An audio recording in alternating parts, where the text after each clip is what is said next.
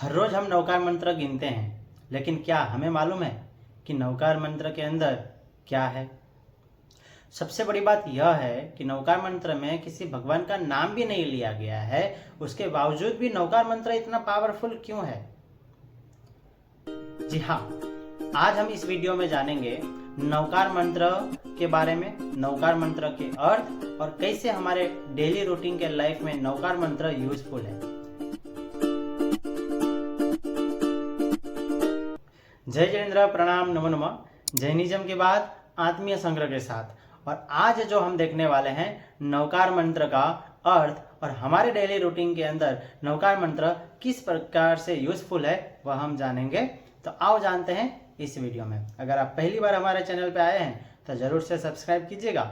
चलो देखते हैं नवकार मंत्र के बारे में। तो नवकार मंत्र के अंदर टोटल 9 लाइन है। जितने भी जैन हैं उनको नवकार मंत्र तो आता ही है, लेकिन एक्चुअली नवकार मंत्र का अर्थ क्या होता है वो कहीं ना कहीं बहुत कम लोगों को मालूम होता है। तो आज वह रहस्य हम खोलने वाले हैं। तो प्रथम लाइन के अंदर है नमो अरिहंताणम, यानी कि अरिहंत परमात्मा को नमस्कार हो। जी हाँ, जिन्होंने अभ्यंतर शत्रु का नाश किया है, जिन्होंने अभ्यंतर दुश्मन का नाश किया गया है, वह अरिहंत परमात्मा है। राग, द्वेष, क्रोध, मान, माया, लोभ, इसके ऊपर जिन्होंने विजय प्राप्त किए हैं वह अरिहंत परमात्मा है। और ऐसे अरिहंत परमात्मा के टोटल 12 गुण जो है वह शास्त्र में बताए गए हैं, जो हमें जानना चाहिए और समझना चाहिए। तो ऐसे अरिहंत परमात्मा को प्रथम पद में नमस्कार करते हैं और उसके पीछे का उद्देश्य हमारा यह होता है कि अरिहंत परमात्मा में जो गुण है, जिस प्रकार से अरिहंत परमात्मा ने अपने अभ्यंतर शत्रु का नाश किया है, उसी प्रकार से मैं भी अपने अभ्यंतर शत्रु का नाश कर सकूं, इतनी सक्षमता, इतनी शक्ति मुझे मिले, इस प्रकार से प्रथम लाइन के अंदर हमें विचारधारा करनी है। उसके बाद आगे बढ़ते हैं सेकंड लाइन पे, नमो सिद्धाणम, अर्थात सिद्ध परमात्मा को नमस्कार हो।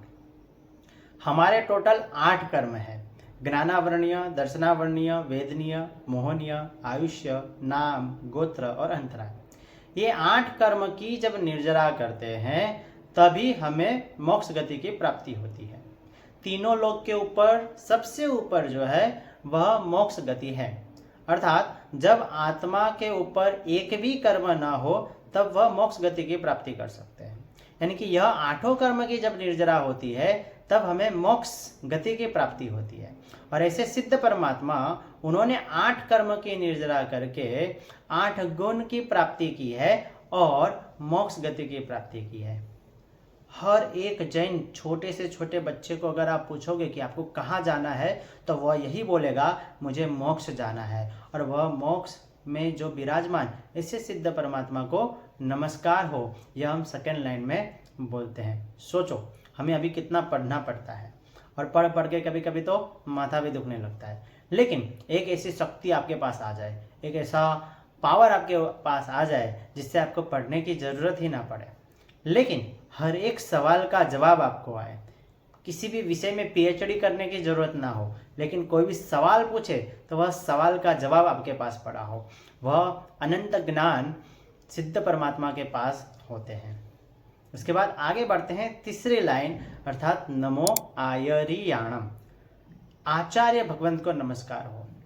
परमात्मा शासन की स्थापना करते हैं और शासन की स्थापना करने के बाद जब प्रभु का आयुष्य पूर्ण हो जाता है तब प्रभु जो है मोक्ष में चले जाते हैं। जैसे परमात्मा महावीर स्वामी भगवान शासन की स्थापना करके प्रभु मोक्ष में चले गए, लेकिन फिर शासन को संभालेगा कौन, शासन को आगे ले जाएगा कौन? तो शासन को संभालने का कार्य, शासन को आगे ले जाने का कार्य, सबसे अधिक कार्य, महत्वपूर्ण कार्य आचार्य महाराज का होता है। ऐसे आचार्य महाराज जिनके 36 गुण हैं, और हमें आचार्य महाराज जब मिले, यानी कि हम जब आचार्य महाराज को मिलने जाए, जब वंदन करें, तो मन के अंदर यही भाव होना चाहिए, जिस प्रकार से आचार्य महाराज शासन की रक्षा करते हैं, शासन की सेवा करते हैं, ऐसे ही मैं भी शासन के लिए अपना जीवन समर्पित कर सकूं, मेरा भी जीवन शासन के लिए उपयोगी बने।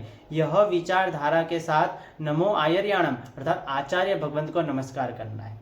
कई सारे आचार्य भगवंत आज हमारे जिनशासन में हैं और एक से बढ़कर एक आचार्य भगवंत जिनशासन के अलग अलग कार्य करते हैं। कोई प्रवचन दे के सभी युवाओं को एकत्रित करते हैं और युवाओं को शासन प्रति जो है राग उत्पन्न करते हैं।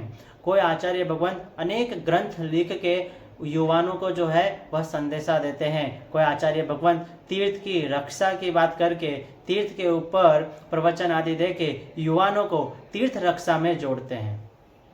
तो ऐसे आचार्य भगवंत को नमस्कार है। उसके बाद 4th लाइन हम देखें तो नमो उवज्जायाणम, अर्थात उपाध्याय भगवंत को नमस्कार है। उपाध्याय भगवंत मतलब कौन? आज जिनशासन किसे कहते हैं वह हमें मालूम है। नवकार मंत्र हम बोल सकते हैं, नवकार मंत्र का ज्ञान हमारे पास है, हर चीज़ का ज्ञान है।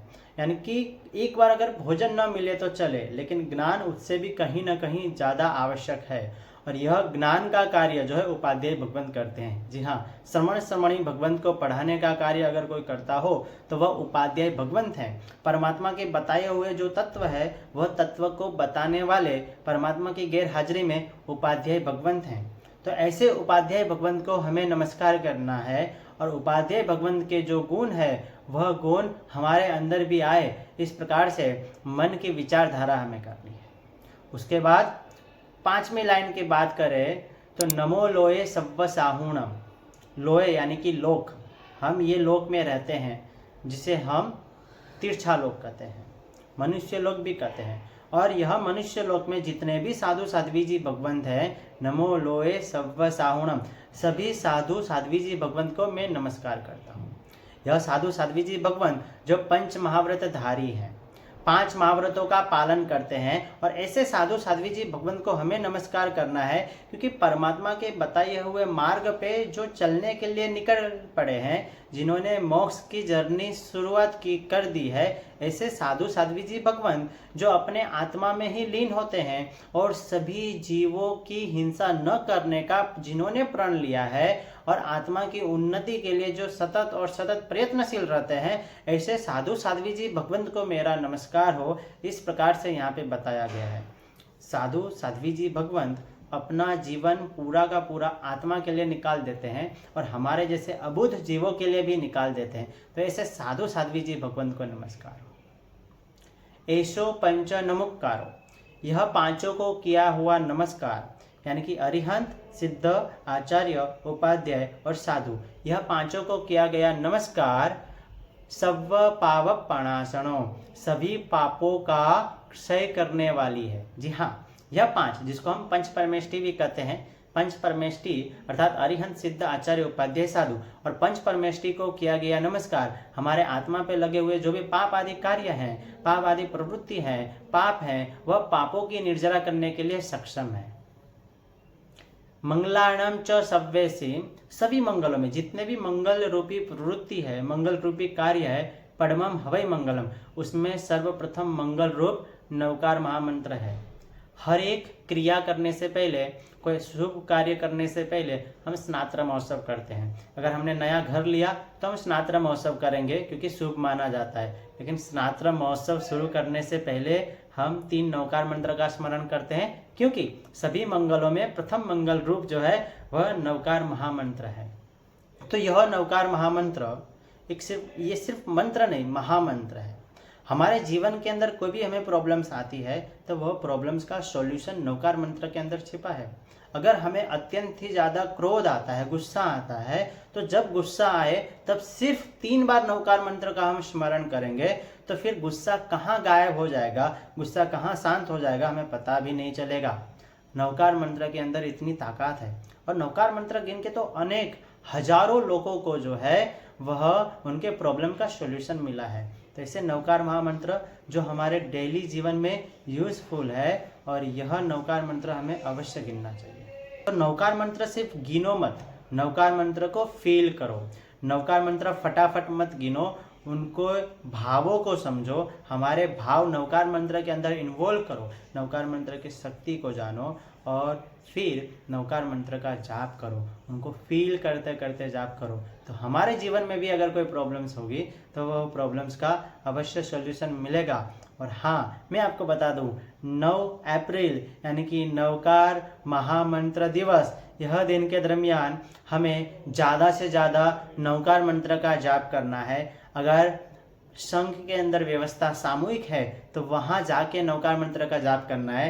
अगर आसपास में कोई व्यवस्था नहीं है तो कम से कम 108 बार नवकार मंत्र का जाप करेंगे, और हो सके तो यह नवकार मंत्र का डेली हम 108 बार जाप करें और हम अपनी आत्मा की उन्नति करें और आत्मा की प्रगति करें।